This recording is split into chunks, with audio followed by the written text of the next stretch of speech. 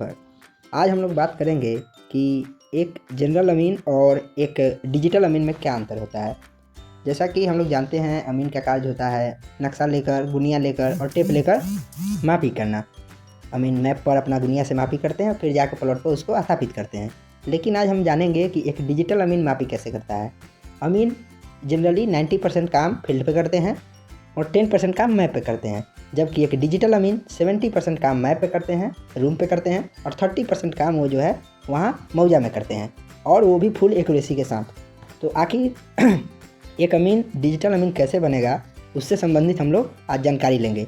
एक डिजिटल अमीन के पास 10 हथियार होते हैं। अब हम लोग जानेंगे ऐसा कौन कौन सा है। जैसे कि देखिए, सबसे पहला हथियार है आपका DLRS का वेबसाइट। 5 वेबसाइट बताऊंगा मैं और 5 ऐप्स बताऊंगा, जिसकी मदद से आप पूरे बिहार का सर्वे और कागज़ से संबंधित सारी जानकारी ले सकते हैं। चाहे वो जमाबंदी की जानकारी हो, चाहे खतियान की जानकारी हो, चाहे केवाला की जानकारी हो, या फिर रसीद की जानकारी हो, या फिर कोई भी विवादित ज़मीन है या कोई भी उसमें समस्या है, तो हम लोग उसको जान सकते हैं आसानी से। सबसे पहला वेबसाइट है DLRS, जहाँ से हम लोग सर्वे से संबंधित सारे कार्य करते हैं। भू सर्वेक्षण पे लॉगिन करके हम लोग अपना यहाँ से P2 P5 एंट्री करते हैं। साथ ही सर्वे का जितना कार्य होता है यहीं से होता है। दूसरी वेबसाइट की हम लोग बात करते हैं, तो दूसरी वेबसाइट है हमारी भू अभिलेख। हाँ दोस्तों, ये बिहार का लैंड रिकॉर्ड्स का डिजिटाइजेशन इसी वेबसाइट के माध्यम से हुआ है। आपको यहाँ पे लॉगिन करने के बाद खतियान, नक्शा, जमाबंदी पंजी का ऑफलाइन कॉपी। क्या होता है दोस्तों कि हम लोग जो जमाबंदी ऑनलाइन देखते हैं उसमें खाता खेसरा 0 रहता है, और साथ ही हमें ये भी नहीं पता चलता है कि वो ज़मीन कहाँ से आया है।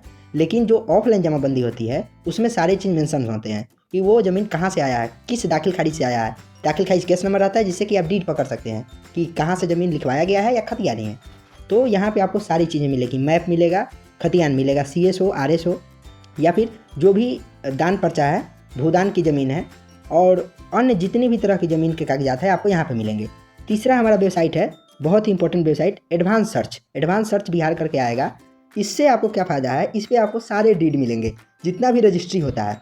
मान लीजिए आपके पास कोई डीड आया, आपको चेक करना है कि ओरिजिनल है कि फेक है, तो आप उसके डीड नंबर से या फिर खाता खेसरा कोई भी नंबर से आप यहाँ पे एडवांस सर्च वेबसाइट की मदद से आप आसानी से उस डीड का वेरीफाई कर सकते हैं।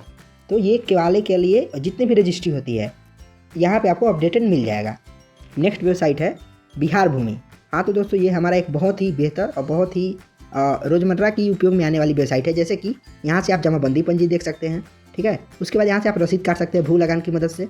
यहाँ से ही आप जो है परिमार्जन पे जाते हैं, जो हमारा परिमार्जन होता है, जो सुधार, वहाँ पे जाते हैं। परिमार्जन के लिए परिमार्जन प्लस वेबसाइट है, जो कि आप डायरेक्ट भी जा सकते हैं और इसके थ्रू भी जा सकते हैं, जहाँ से हम लोग सुधार करते हैं। आगे आने वाले समय में मैं हर एक वेबसाइट को पूरी डिटेल में आपको समझाऊंगा कि किसका क्या यूज है, हम लोग कैसे उस वेबसाइट तक पहुंचेंगे, साथ ही अपने डाटा को वहां से हम लोग कैसे रिकवर करेंगे, और कैसे हम लोग अपना जो भी ज़मीन से संबंधित जानकारी है उसको इकट्ठा करेंगे। नेक्स्ट जो हमारा डिजिटल अमीन के लिए जो सबसे इम्पोर्टेंट ऐप्स है, तो हमारा 5 ऐप है। पहला ऐप गूगल मैप होना चाहिए, सबके फ़ोन में तो होता ही है। दूसरा ऐप है मैप ओवर प्रो, इसका नाम है मैप ओवर प्रो। इसका फ़ायदा हम आगे चल के आपको बताएंगे। ये बहुत ही कारगर और अमीन के लिए मतलब ये रामबाण है, मैप ओवर प्रो। नेक्स्ट है हमारा Google Earth map.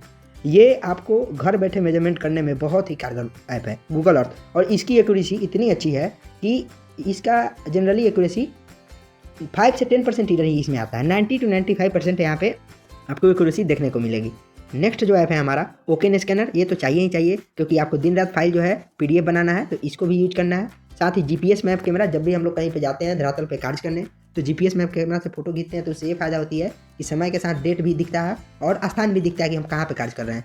Google sheet, जहाँ पे हम लोग सारे किश्तवार करेंगे, खाना पूरी करेंगे, तो उसके डाटा को यहाँ पे हम लोग डिटाइच करेंगे, ठीक है। और एक ऐप और है वर्ड ऐप। यहाँ से हम लोग जनरली कोई भी लेटर वोटर टाइप कर सकते हैं आसानी से मोबाइल की मदद से। तो इतने सारे ऐप एक डिजिटल अमीन के फ़ोन में होना ही चाहिए। साथ ही 4-5 जो वेबसाइट मैंने बताया उसकी जानकारी आपको होनी चाहिए, तभी जाकर आप एक डिजिटल अमीन बन सकते हैं। आगे आने वाली वीडियो में हम लोग हर एक ऐप को डिस्क्राइब करेंगे, और कोशिश यही रहेगी कि प्रतिदिन एक वीडियो आपको इससे संबंधित हम साझा कर सकें। धन्यवाद।